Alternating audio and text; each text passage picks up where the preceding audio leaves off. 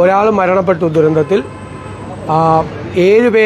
ഏഴുപേര് missing ആണ്, അവരെ കാണാതായിട്ടുണ്ട്. അപ്പോൾ ആദ്യം തന്നെ മീനങ്ങാടിയിൽ നിന്നുള്ള നമ്മുടെ ഫോഴ്സ് അവിടെ എത്തിച്ചേർന്നിട്ടുണ്ട്. കോഴിക്കോട് നിന്നുള്ള ഫോഴ്സ് കൂടി എത്തിച്ചേരും. പോലീസും ഫയർഫോഴ്സും അടക്കമുള്ള സംസ്ഥാന പോലീസിൻ്റെ സംവിധാനങ്ങളെല്ലാം ഉണ്ട്. അതുപോലെ തൃശ്ശൂരിൽ നിന്ന് ഡിഫൻസിൻ്റെ ഒരു സെക്യൂരിറ്റി ഫോഴ്സ് റെഡിയാക്കി നിർത്തിയിട്ടുണ്ട്. എല്ലാ സംവിധാനങ്ങളും അവിടെ വളരെ പെട്ടെന്ന് എത്തും. ഇത് മുൻകൂട്ടി ഈ മണ്ണ് നീക്കം ചെയ്യണം എന്ന് ആവശ്യപ്പെട്ടിട്ടുള്ളതായിരുന്നു. ജില്ലാ കളക്ടറും ഡിസാസ്റ്റർ മാനേജ്മെന്റ് അതോറിറ്റിയുടെ ചെയർമാനും 20-ാം തീയതി തന്നെ ഉത്തരവിറക്കി ഇതെല്ലാം നീക്കം ചെയ്യണമെന്ന് പറഞ്ഞിരുന്നതാണ്. PWD മന്ത്രി യോഗം ചേർന്ന് ഇത് അടിയന്തരമായി നീക്കം ചെയ്യണം എന്ന് കോൺട്രാക്ടർമാരെ അറിയിച്ചിട്ടുള്ളതായിരുന്നു നേരത്തെ തന്നെ. പക്ഷെ അവർ അതിൻ്റെ കരാറുകാർ ഡിസാസ്റ്റർ മാനേജ്മെന്റ് അതോറിറ്റിയുടെയും ജില്ലാ കളക്ടറുടെയും മന്ത്രിയുടെയും നിർദ്ദേശം അവർ പാലിച്ചില്ല. കനത്ത മഴ ഉണ്ടായിരുന്നു എന്നാണ് റിപ്പോർട്ട്. രാവിലെ 225 സെന്റിമീറ്റർ മഴ പെയ്തു എന്നുള്ളതാണ്. ഇപ്പോഴും മഴയുണ്ട്, വലിയ മഴയല്ലെങ്കിലും രക്ഷാപ്രവർത്തനത്തിന് പ്രയാസം ഉണ്ടാക്കുന്ന തരത്തിലുള്ള മഴയുണ്ട്. ഇതൊരു ചെളി കലർന്ന മണ്ണാണ്. അവിടുത്തെ മണ്ണിന്റെ ഘടന വളരെ വ്യത്യാസമാണ്. അതിങ്ങനെ സ്ക്രാപ്പ് ചെയ്താണ് വെച്ചിരുന്നത്. അത് നിലനിൽക്കുന്നതല്ല എന്ന് ഡിസാസ്റ്റർ മാനേജ്മെന്റ് അതോറിറ്റി അവിടെ പോയി തന്നെ കണ്ടു പരിശോധിച്ച് ബന്ധപ്പെട്ടവർക്ക് അവിടെ ആവശ്യപ്പെട്ടിരുന്നതാണ്. ഒരു കരാറുകാരാണ് അത് നീക്കം ചെയ്യായിരുന്നത്. എന്തായാലും വളരെ ദൗർഭാഗ്യകരമായ ദുരന്തമാണ്. ദുരന്തത്തിൽപ്പെട്ടവരെ രക്ഷപ്പെടുത്താൻ വേണ്ടിയിട്ടുള്ള ശ്രമങ്ങൾ നടത്തിക്കൊണ്ടിരിക്കുക. അലർട്ടിന്റെ കാര്യത്തിൽ എന്തെങ്കിലും കൺഫ്യൂഷൻ ഉണ്ടായിരുന്നോ? കാരണം കഴിഞ്ഞ ദിവസങ്ങളിൽ അവിടെ യെല്ലോ അലർട്ട് ആയിരുന്നു, പക്ഷേ റെഡ് അലർട്ടിന് സമാനമായ രീതിയിലുള്ള മഴ ലഭിക്കുകയും ചെയ്തു. പക്ഷേ റെഡ് അലർട്ട് പ്രഖ്യാപിച്ചിരുന്നില്ല. യെല്ലോ അലർട്ടാണ് പ്രഖ്യാപിച്ചിട്ടുള്ളത്. അലർട്ടിന്റെ പ്രശ്നമല്ല, മണ്ണ് കൂട്ടിയിട്ടിരിക്കുന്ന മണ്ണ് മാറ്റാത്തതല്ലേ പ്രശ്നം.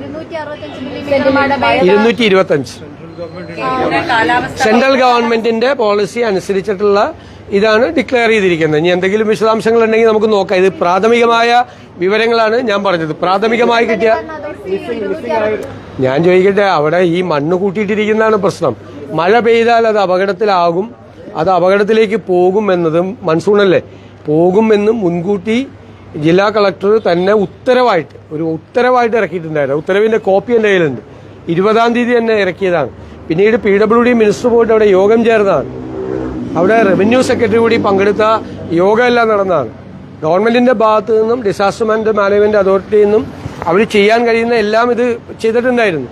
അവരത് അനുസരിച്ചില്ല എന്നുള്ളതാണ് ഏറ്റവും പ്രധാനപ്പെട്ട പ്രശ്നം. അത് ഇപ്പോൾ അവിടുത്തെ ഈ ഫോഴ്സുകളെല്ലാം അവിടെ എത്തിയിട്ടുണ്ട്. മഴയുടെയും ഈ മണ്ണിന്റെ ഘടന, ഒരു ചെളി കലർന്ന മണ്ണാണ് ഇതുള്ളത്.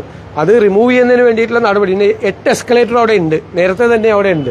അതുകൊണ്ട് മണ്ണ് നീക്കം ചെയ്യാനുള്ള വേറെ പ്രശ്നങ്ങളൊന്നുമില്ല. എക്യുപ്മെന്റ്സിന്റെ അഭാവമൊന്നും ഉണ്ടാവില്ല, ഫോഴ്സിന്റെ അഭാവമൊന്നും ഉണ്ടാവില്ല.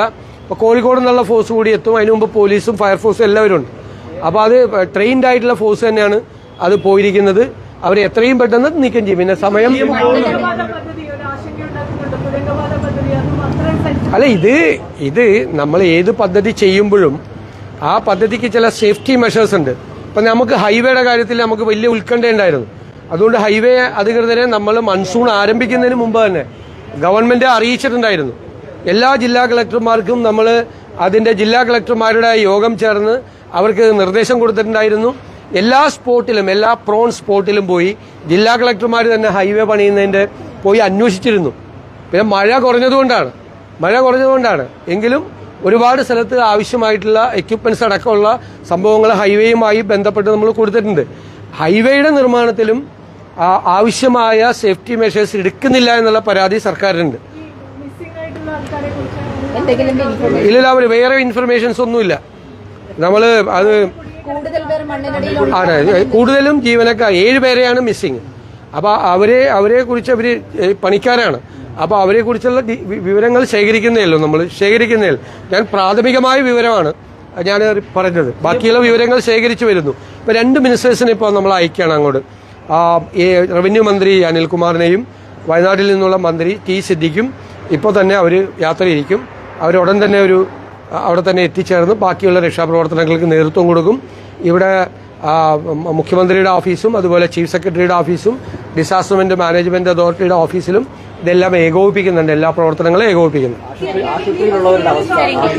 അത് പ്രാഥമികമായ വിവരങ്ങൾ മാത്രമേയാണ് നമുക്ക് കിട്ടിയിട്ടുള്ളത്. തീരുമാനിച്ചില്ല. ഇപ്പൊ എന്തായാലും 2 മന്ത്രിമാർ ഇപ്പൊ തന്നെ പോകും. There is an unfortunate disaster was happened in Wayanad during the construction of the tunnel in Wayanad districts. There was an accident. Now 7 persons are in the hospital. 1 person is reported that he is died, and 7 persons are missing. Now the forces are there from the Meenangadi, the Wayanad itself. There was a force. They reached on the spot, and another force will be reaching there within few minutes. And the fire force and the police are taking the recovery measures to find out the persons, those who are missing. The Disaster Management Authority and the district collector has already issued an order on 20th of this June to remove all this soil from the spot. The preliminary information is that the contractors of the tunnel has not obeyed the order issued by the Honorable District Collector and the Disaster Management Authority.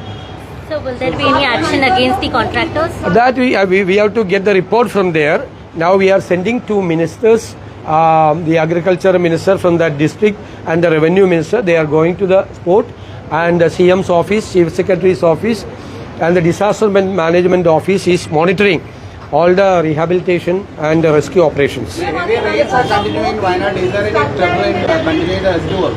We are watching. We are watching what is happening. More people are there in 7 persons. That is the first information. Preliminary information is that 7 persons are missing. 7 are in the hospital.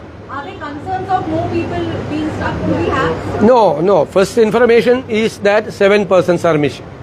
NDRF team is also coming. NDRF first batch is there. First batch is there, and second batch is reaching there within few minutes, and our defense security force is ready to go.